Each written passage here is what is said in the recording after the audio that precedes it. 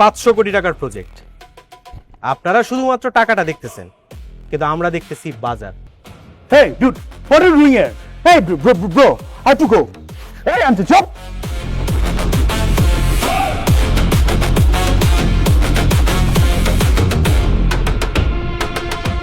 Sniper laser? Look 1,25,00,000।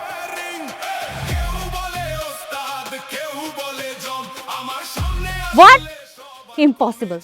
এই দেখো তো, তোমার ফোনে বোধহয় ডিস্টার্ব হয়েছে। রিস্টার্ট দাও, রিস্টার্ট দিয়ে আবার স্ক্যান করো।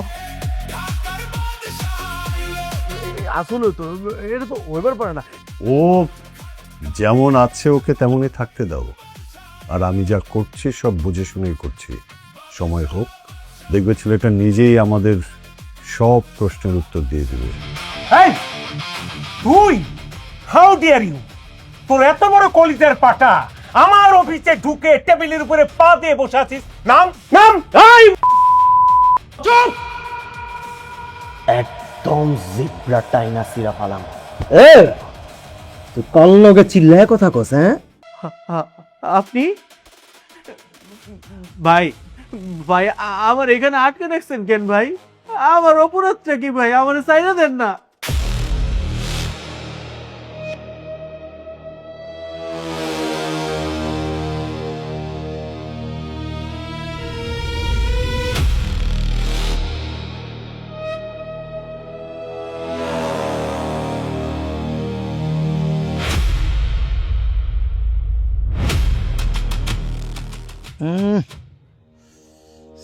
সেম মাগার ডিফারেন্ট।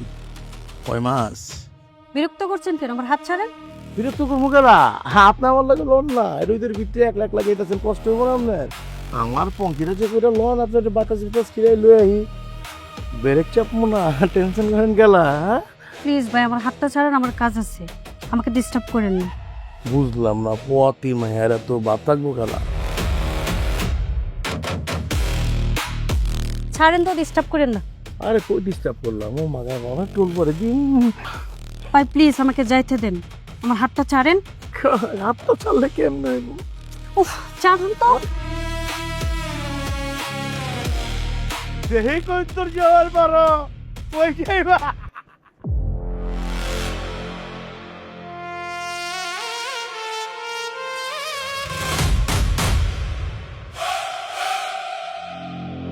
কই যায়?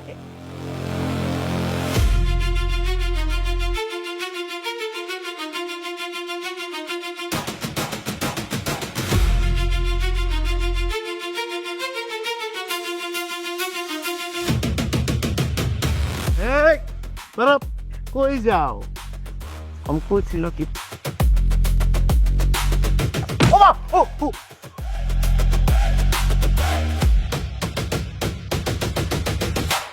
ও ভাই, তুই কেন রে? তোর কত বড় কল যাচ্ছে আমার চলে আপনি। মুখ খোল বেটা, মুখ দেখে কি না কই বেড়াইছস? ভাই তুই কেটা? মানুষ, কিন্তু তোর মতো না। তুই জানোস তবে এলাকার কেন তোরে আমি এই এলাকায় কি করতে পারি তুই জানোস? এই এলাকার মধ্যে কি হয় সেটা তুই জানোস, কিন্তু আজকে তোর লগে কি হইব সেটা আমি জানি। ওমা, তুই আমারে মুখ দেখে মারতাছস কেলা? পারলে মুখ খোল, তার নিজের পরিচয় দে। তোর মতো জানোয়ার রে শাস্তি দেওয়ার লাইগা আমি কখনো মুখ দেখানোর প্রয়োজন মনে করি না। তুই যেই রকিস চলে হাত দিছস, তুই জানোস আমি কেটা? তোর নিজের পরিচয়টা দেওয়ার আগে তুই মানুষ কিনা সেই পরিচয়টা আগে দে। তালি দিতাছস তুই, তালি আমি দিমু, তুই দেখ।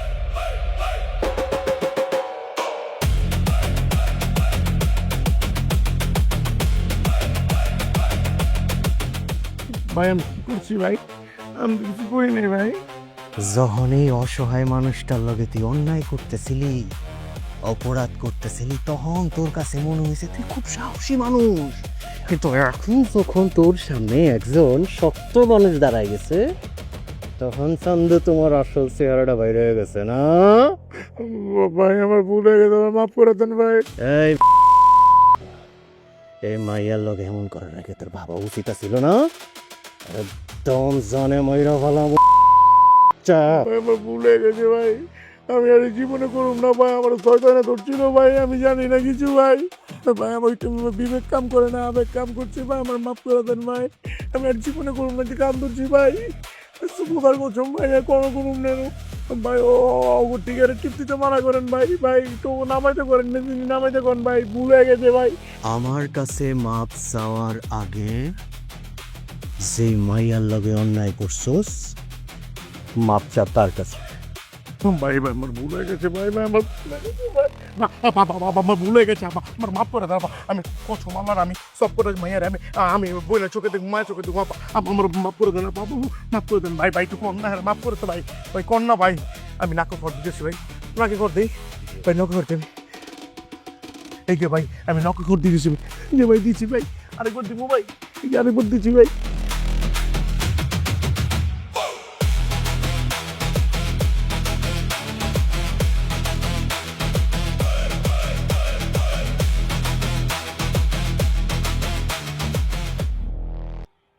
ভাই আমাকে সাহায্য করার জন্য ধন্যবাদ আপনাকে।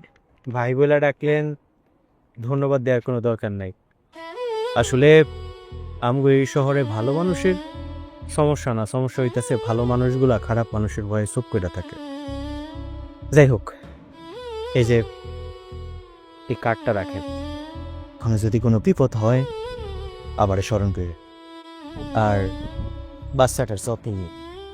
আচ্ছা ভাই, সালাম আলাইকুম। ওয়ালাইকুম আসসালাম।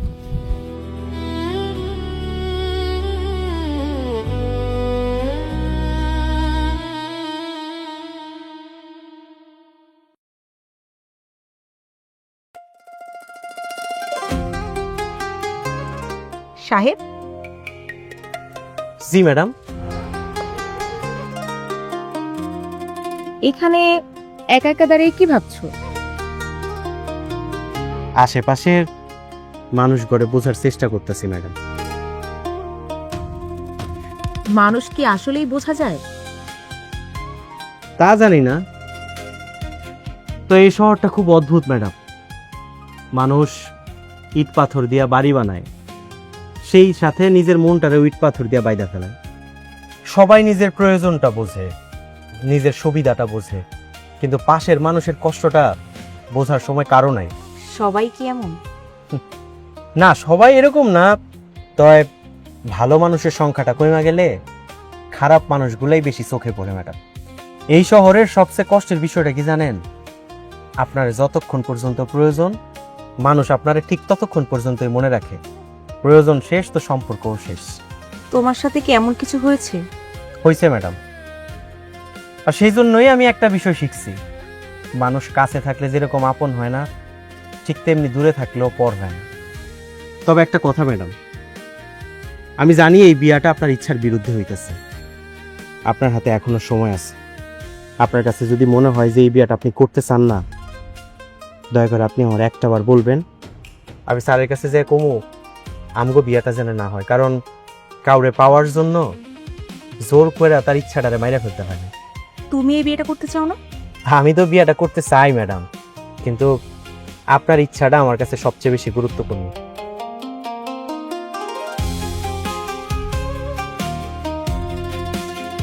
তবে একটা কথা ম্যাডাম, এই পৃথিবীর সব মানুষ স্বার্থপর না, কিন্তু সত্যিকারের মানুষটারে চিনতে আমরা অনেক সময় দেরি করে ফেলি।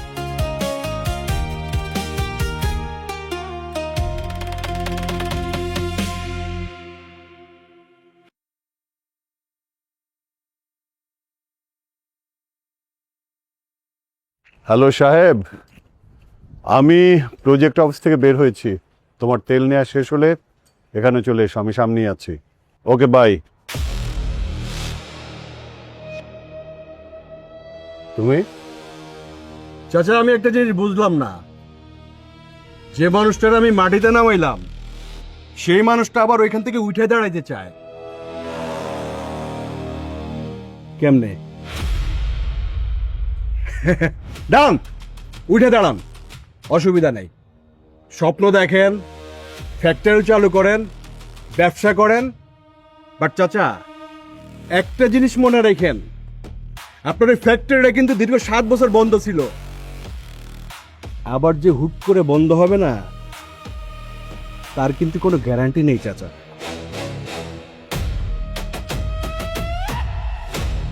তুমি কি আমাকে হুমকি দিচ্ছ?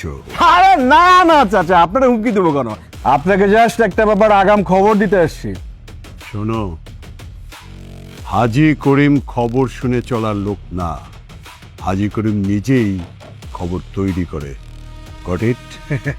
চাচা আপনার ওই একই সমস্যা, লম্বা মানুষ তো, লম্বা মানুষের বুদ্ধি হাঁটুতে থাকে।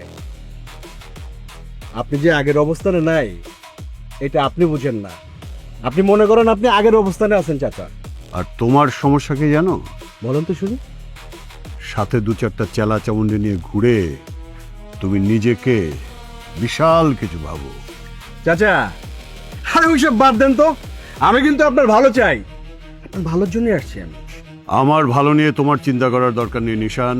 আছে আছে চাচা, কারণ আপনি যে সিদ্ধান্তটা নিয়েছেন চাচা, ওই সিদ্ধান্তটা না আমার ভালো লাগে না। নিশান, আমার কোন সিদ্ধান্ত তোমার ভালো লাগবে কি লাগবে না সেই হিসাব কি আমার তোমাকে দিতে হবে? চাচা আপনি কোটি কোটি টাকার মালিক একজন ব্যবসায়ীকে রেখা সামান্য একজন গাড়ির ড্রাইভারের সাথে আপনার মেয়ের বিয়ে দিতে চান? চাচা আপনার বুদ্ধি নিয়ে না আমার যথেষ্ট চিন্তা হয়। আমার মেয়ের জীবন নিয়ে না ভেবে তুমি তোমার নিজের জীবন সামলাও। যাক চাচা, আমি আপনার সাথে আরেকটা কথা বলতে আসছি। আপনি যে জমিটা নিয়ে ওকে নোটিশ পাঠাইছেন, ওই জমিটা কিন্তু আপনাকে ফেরত দিব না। কেন নিশান, জমিটা কি তোমার বাবার? না, আমার বাপের না, আমার দাদার না, আমার না, বাট ওই জমিটা কিন্তু আমার দখলে। কান খুলে শুনে রাখো, দখল আর মালিকানা এক জিনিস না।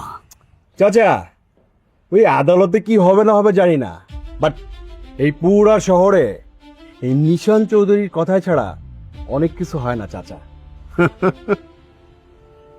তাই নাকি নিশান? হ্যাঁ হ্যাঁ তাই, আমি নিশান চৌধুরী যেটা চাই ওটা নিয়ে ছাড়ি। নিশান চৌধুরী, এই শহরে অনেকেই নিজেকে রাজা ভাবে, কিন্তু রাজা হওয়ার স্বপ্ন দেখা, রাজত্ব ধরে রাখা এক জিনিস না। চাচা আপনি কি আমাকে হুমকি দিচ্ছেন না চ্যালেঞ্জ জানাচ্ছেন? ক্লিয়ার করেন তো। হুম, হুমকি দিচ্ছি না, চ্যালেঞ্জও দিচ্ছি না। তো আমি শুধু তোমাকে একটা কথা পরিষ্কার করে বলে রাখছি, আমি এখনো হাজি করিম। Mind it.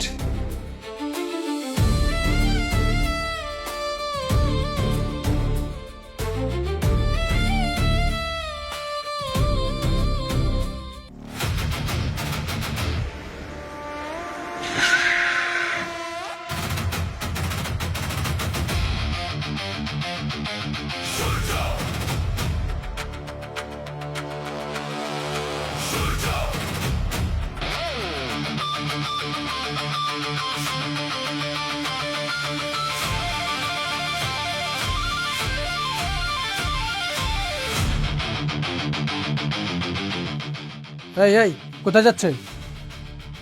বস বিজি আছেন।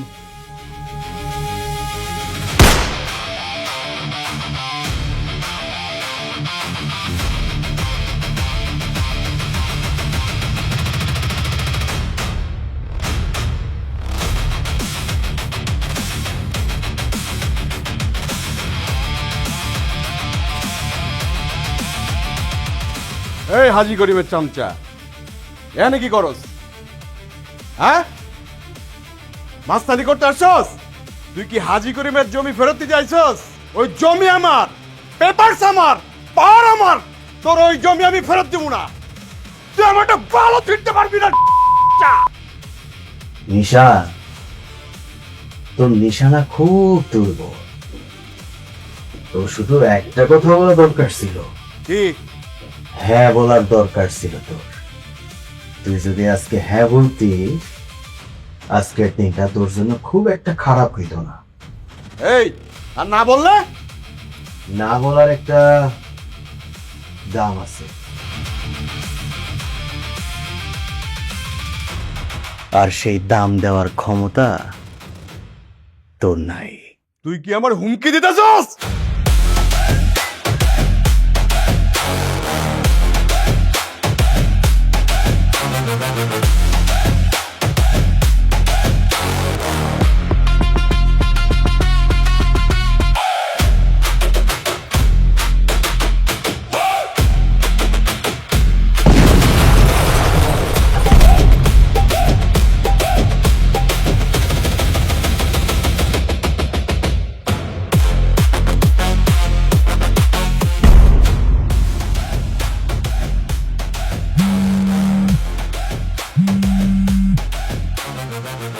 নিশান, হ্যালো কে?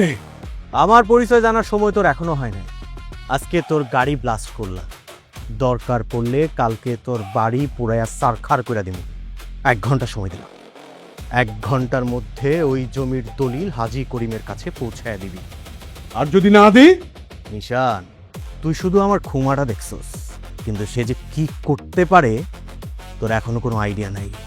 1 ঘন্টার মধ্যে যদি হাজী করিম তার জমির দলিল পয়সা না পায়, কালকে সূর্য ওঠার আগে তোর বাড়ির ঠিকানা পরিবর্তন হয়ে যাবে। Your time starts now.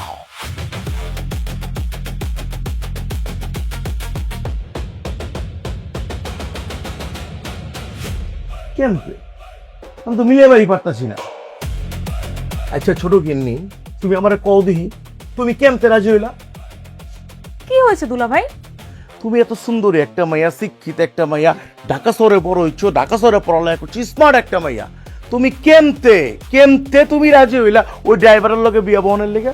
ও দিয়ে আমারে আমি বুঝবার পারতাছি না ড্যাডির মাথায় কি চলতেছে। ডে বাই ডে হ্যার সিদ্ধান্তগুলো আরো অদ্ভুত হইতাছে। দেখ মানহা, সেম কোশ্চেন কিন্তু আমার মাথায় ঘুরপাক খাচ্ছে। মানে কি বুঝে বাবা এই কাজটা করতেছে বলতো, একটা ড্রাইভারের সাথে? কেন? তোমরা দুজন আসলে সাহেবকে যেভাবে দেখছো, আমি এখন আর সেভাবে দেখতে পারছি না। বাহ, তাহলে তুমি নতুন কি দেখবার পারছো ওর ভিতরে? জানি না, কিন্তু একটা কথা সত্যি, সাহেব রহস্যময়। রহস্যময়? হ্যাঁ, একটা সাধারণ ড্রাইভারের জীবনযাপন কখনোই এতটা অসাধারণ হতে পারে না। বুঝবার পারতাছি না, মানে কি? আমি জানি না আসলে সাহেবকে, ও কেন এখানে আসছে, কিন্তু যতবারই ওকে আমি বুঝতে গিয়েছি ততবারই আমি অবাক হয়েছি। ও আসলে আমার ধারণার থেকে অনেক বড় কিছু। এর লেগে তোমার বিয়া করতে হইব? দুলা ভাই, আমি তো সেটা বলিনি। তুমি যত কিছুই কও ছোট কিনবি, তোমার বাপের সিদ্ধান্ত, মানে ড্যাডির সিদ্ধান্ত আমি কোনোভাবেই মানবার পারতাছি না। একটা ড্রাইভার রে জামাই বানাইবো আর তুমি খিচখায় বলে থাকবা? আমি চুপ করে আছি বলে যে সবকিছু মেনে নিয়েছি এমনটা নয় দুলা ভাই। মানহা, তাহলে তুই কেন বাবার মুখের উপর না করে দিচ্ছিস না? কারণ সব সিদ্ধান্ত বাবাদের মুখের উপরে জানাতে হয় না, এটা জানো না তুমি? অ্যাকচুয়ালি ড্যাডি, এই রকি, একদম চুপ। সব শুনেছি আমি, সব। তানহার মা, তোমার বড় মেয়ে আর তার জামাইকে বলে দাও যে মানহা আমার মেয়ে, ওর ভালো মন্দ ভবিষ্যৎ সবকিছু দেখার দায়িত্ব বাবা হিসাবে আমার। হ্যাঁ, তোমরা ওকে নিয়ে চিন্তা ভাবনা করতে পারো, মতামত দিতে পারো, বাট আমার মেয়ের জীবন নিয়ে আমাকে শেখাতে এসো না, শেখানোর কোনো দরকার নেই। তোমরা এসছো বিদেশ থেকে আমাদের সাথে সময় কাটাতে, সেটা করো। সাহেবকে নিয়ে তোমাদের যদি কোনো ধরনের কোনো সন্দেহ থেকে থাকে, সেটা একেবারেই তোমাদের ব্যক্তিগত বিষয়। আমার বিষয় হচ্ছে আমি সাহেবকে পছন্দ করি, সাহেব ভালো ছেলে, সো মানহাকে আমি সাহেবের সাথে বিয়ে দেব। কিন্তু বাবা, তোমার সিদ্ধান্ত। এই তানহা, আমি তোমার বাবা হাজী করিম, আমি সিদ্ধান্ত নিয়েছি। ড্যাডি আপনি বেয়াদবি নিয়েন না, একটা ড্রাইভারের লেগে আপনার এত বিশ্বাস? রকি, মানুষের পরিচয় তার গাড়ির স্টিয়ারিং এ নয়, তার চরিত্রে। আর সাহেব সম্পর্কে তার চরিত্র যতটুকু জানা দরকার আমি ঠিক ততটুকু জেনেই মানহার সাথে সাহেবের বিয়ে দেওয়ার সিদ্ধান্ত নিয়েছি। ও হ্যাঁ, আর একটা কথা, আজকে তোমরা সাহেবকে ড্রাইভার বলে তুচ্ছ তাচ্ছিল্য করছো। একদিন তোমাদের এই ভুল ভাঙবে, কিন্তু তখন অনুতাপ করেও কোনো লাভ হবে না। বেটা Rocky, inner engineering is important for you, my date.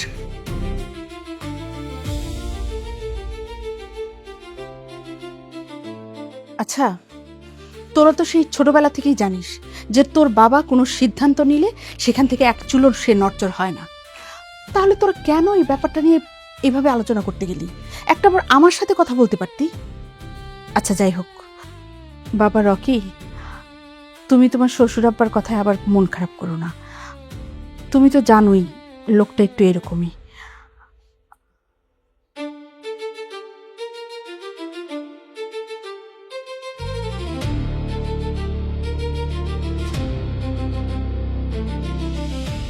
একটা সময় মনে করতাম ভালো মানুষ হইলে, কারো ক্ষতি না করলে, নিজের মতো সোজা পথে চললে সব কিছু ঠিকঠাক থাকে। কিন্তু না, এই দুনিয়া ভালো মানুষরে ভালো থাকতে দেয় না। এই দুনিয়ার মানুষ দুর্বল মানুষ দেখলে তারা সাইপা ধরে, চুপ থাকলে মাথায় উঠা বসে। সরল মানুষ দেখলেই মানুষ ভাবে এই মানুষটারে ঠকানো খুব সহজ। কিন্তু একটা কথা আজকে বুঝা গেছে, যদি বাঁচতে হয় লড়াই কইরাই বাঁচতে হইব, যদি টিক্কা থাকতে হয় লড়াই কইরাই টিক্কা থাকতে হইব। কারণ এই দুনিয়ায় কেউ কাউরে জায়গা কইরা দেয় না, নিজের জায়গাটা নিজেরই শক্তি দিয়া বানায়া নিতে হয়। এতদিন আমি ভাবতাম অন্যায়ের জবাব চুপ থাইকা দেওয়া যায়, কিন্তু আজ থেকে আমার শান্তি আর কেউ কাইরা নিতে পারবো না।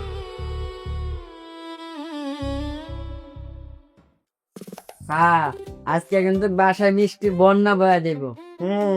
সেটা তো দেখতেই পাচ্ছি। বলেছে মিষ্টি আনতে, তোমরা পুরো মিষ্টির দোকান সব প্রায় তুলে এনেছো। সাহেব স্যারের লাগে বাজারে গেলে ছোট করে কিছু কেনা যায় না।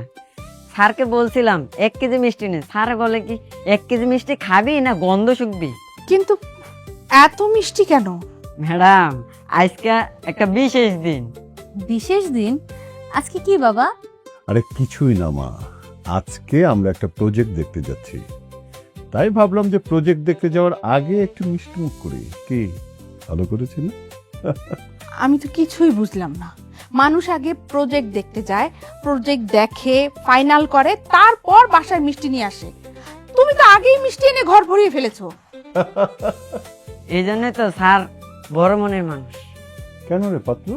কারণ বড় মানুষ আগে থেকেই জানে সাকসেসটা তাদের হাতেই।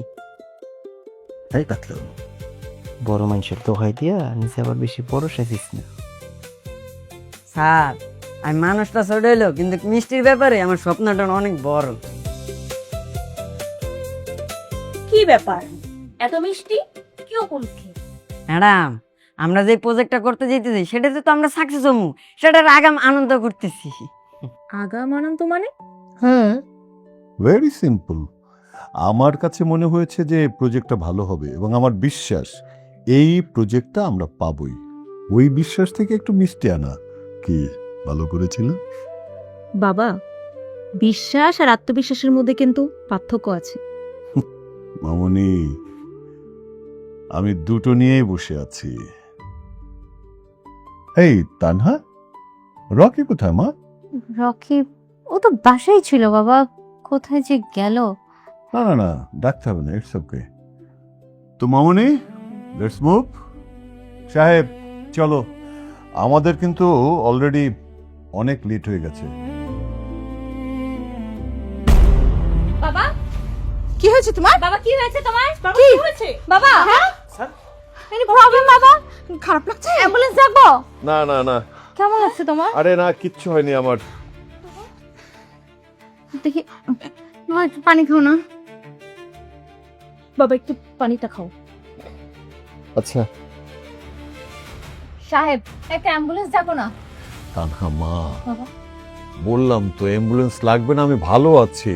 তুমি আজকে কোথাও যাবে না।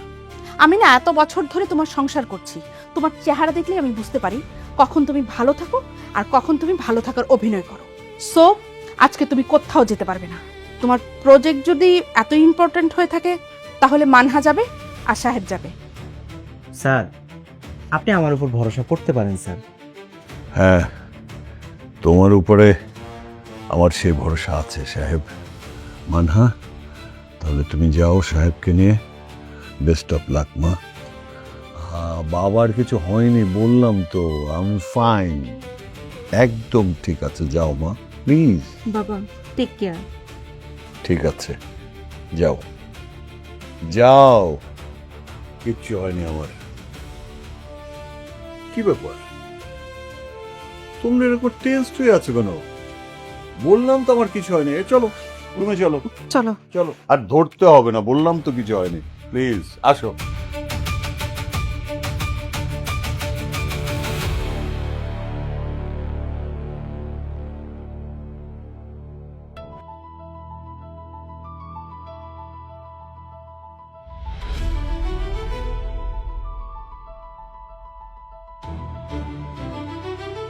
হ্যাঁ হ্যাঁ ভাইয়া, অনেক বড় ভুল করে ফেলেছি, আমার মাফ করে দেন। আপনার জামাটা নষ্ট হয়ে গেল গো ভাই। আগে তোমার একটা কথা ঠিক করতে হইব। কি কথা ভাই? তুমি আমার দোস্ত করে ডাকো। আচ্ছা দোস্ত। আরে দোস্ত, তুমি এত ভয় পাইতেছো কি লিগা? আরে আমার শার্টের মধ্যে সামান্য কফির দাগই তো পড়ছে, ভূমিকম্প তো আর হয় নাই। সেই জন্য কি তোমার মুখের থেকে হাসিটা তুমি সরাই ফেলাইবা? শোনো, জীবনে যত কিছু হোক না কি লিগা, মুখের থেকে কোনো সময় হাসি সরাইবা না, বুঝছো? তোমার হাসির দাম হইতাছে কোটি টাকা, কোটি টাকার জিনিস হারাইতে নাই। তুমি সত্যি রাগ করে নাই তো দোস্ত? আরে তুমি আমার দোস্ত কইছো না, দোস্ত কি দোস্ত লাগে রাগ করতে পারে নাকি? আমি একদম রাগ করি নাই। অঙ্কেলে যাই।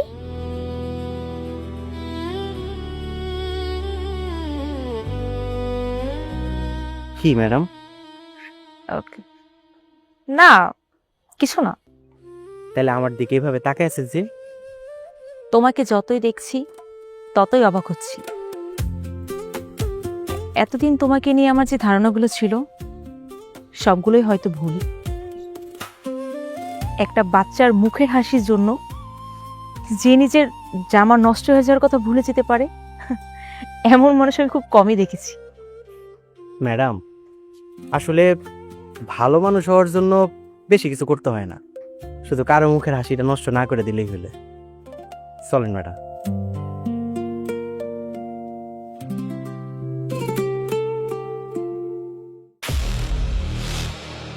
বন্ধু, আমি বাংলাদেশে কি আশা লয়েছি তুই জানোস? জানি তুই কি আশা নিয়ে আসছিস সেটা আমি জানি। কি ক? তোর শ্বশুরের যে কোটি কোটি টাকা সম্পদ আছে, এগুলো আস্তে ধীরে তুই তোর করে নিতে চাস, রাইট? তোর তোর কোনো কিছু লুকায় লাভ নাই, তুই ঠিকই ধরছস। কিন্তু সমস্যা কি জানোস? জানি। হাজি করিম। তাইলে কে? ওই সাহেব। আমি বিদেশ থেকে আসার পর আমি দেখতেছি আমার শ্বশুরের ডাইনে সাহেব, বামে সাহেব, বিজনেস মিটিংয়ে সাহেব, প্রত্যেকটা প্রজেক্টে সাহেব, ইভেন ঘরের, বুঝছস না, ঘরের সব সিদ্ধান্ত ওই সাহেব লয়। এখন কি হাজি করিম সাহেব আর মাইয়ার জামাই বানাইতেছ ড্রাইভার রে। আমি জামাই হয়ে খাম্বার মতো খারাই থাকি, আর ওই ড্রাইভার হয়ে গেছে ঘরের পোলা। এই, তুই ওরে কি এখনো একজন সাধারণ ড্রাইভার ভাবতেছস? মানে বুঝছ না? একজন সাধারণ ড্রাইভারের কি একজন কোটিপতি এত বিশ্বাস করতে পারে? আমি ওরা নিয়ে রিসার্চ করছি, ওই কোনো সাধারণ মানুষ না। ওই যদি সাধারণ হইতো ওরা এত বিশ্বাস করতো না। তাহলে উই ক্যাঠা, এটাই তো বাড়ি করতে হবে। তোর কি লাগবে? লোক, টাকা, পয়সা, পাওয়ার সব আছে আমার, শুধু একটা জিনিস নাই। কি নাই? হাজি করিম যাওয়ার পর্যন্ত রাস্তা। আগে রাস্তাটা কিন্তু খোলা ছিল, বাট এখন রাস্তার মাঝখানে দাঁড়ায় আছে সাহেব। ওর আসল পরিচয় বের করতে না পারলে হাজি করিম পর্যন্ত পৌঁছানো যাবে না। এখন আমার কি করতে হইব? বন্ধুর মতো থাকবি। ধরুন ঘরের জামাই হিসেবে তোর যে সুবিধাটা আছে, ওই সুবিধাটা আমি চাই। যাই রাখাস। বাড়ির ভিতর কি হয়, সাহেব কোথায় যায়, কার সাথে বসে, কোথায় কি করে, সমস্ত ইনফরমেশন তুই আমাকে দিবি। এই ইনফরমেশনগুলো আমি চাই। বললাম সাহেবের আসল পরিচয় আর আবার তোর যা দরকার ঠিক সময় মতো পেয়ে যাবে। আইস থেকে আমরা একসাথে খেলবো। তুই খেলবি আমার সাথে? ওকে।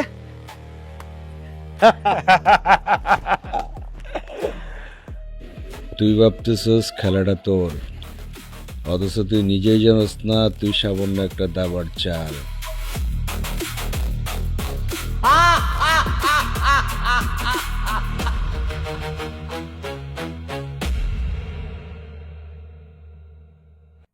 মাঝে মাঝেই তোমাকে এভাবে একা একা দাঁড়িয়ে থাকতে রুখি।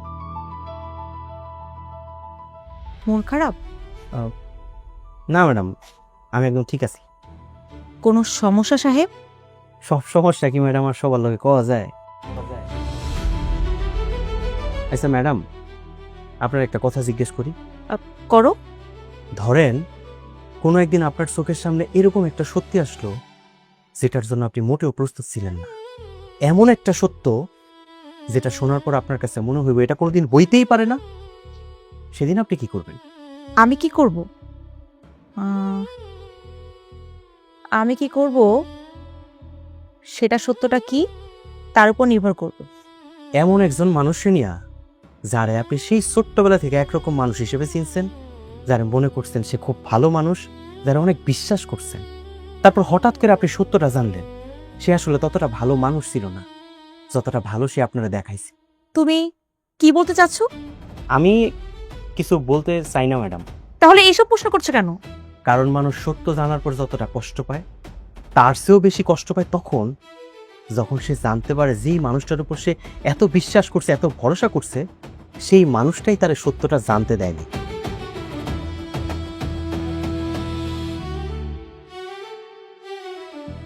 সাহেব,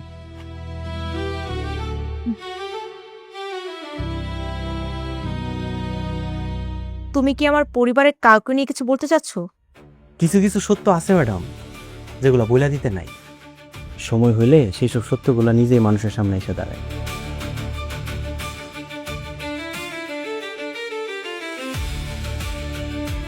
হঠাৎ করে এসব কথা কেন বলল?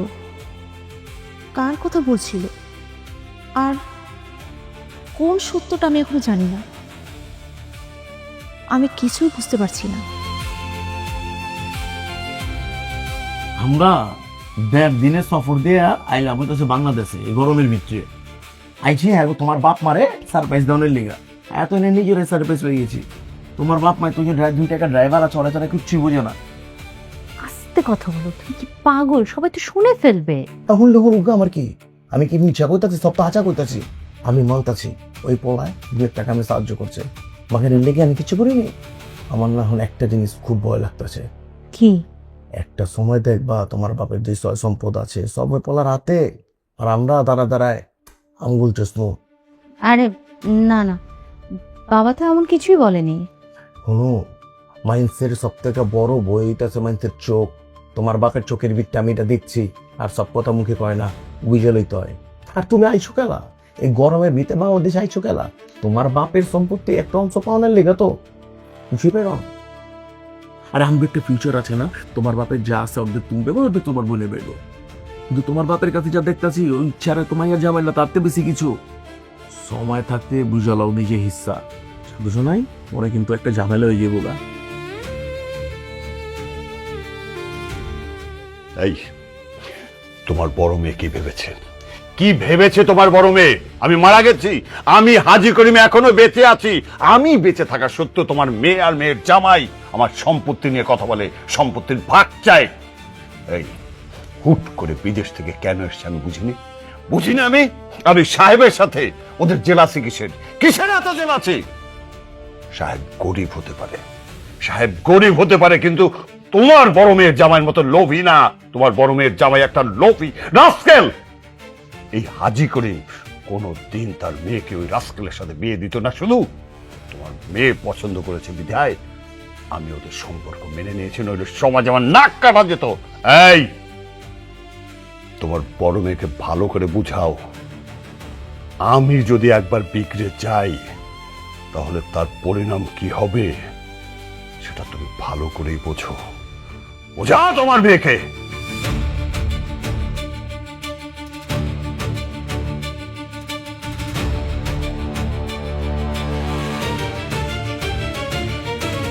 স্যার আমাকে ডেকেছিলেন?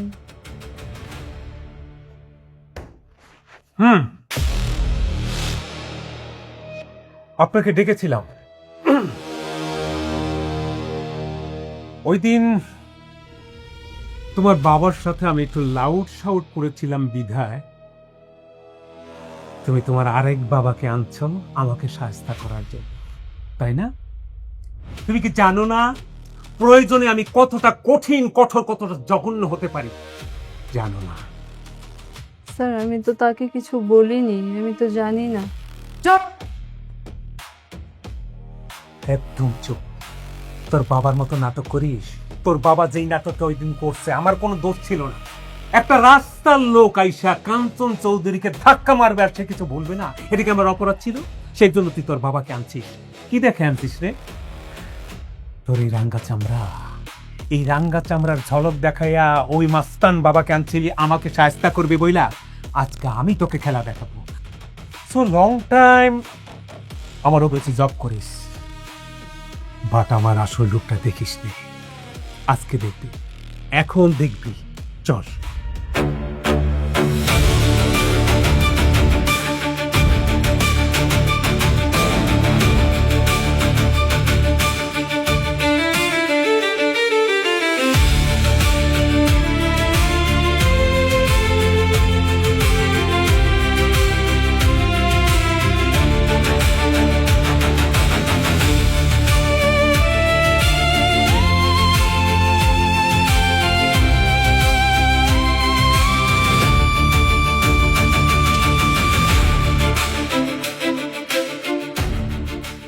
বাবা, হ্যাঁ? মা, কি হয়েছে?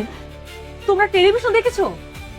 কেন হঠাৎ টেলিভিশন দেখার প্রসঙ্গ আসলো কেন? আহা, দেখেছো কিনা বলো। না তো।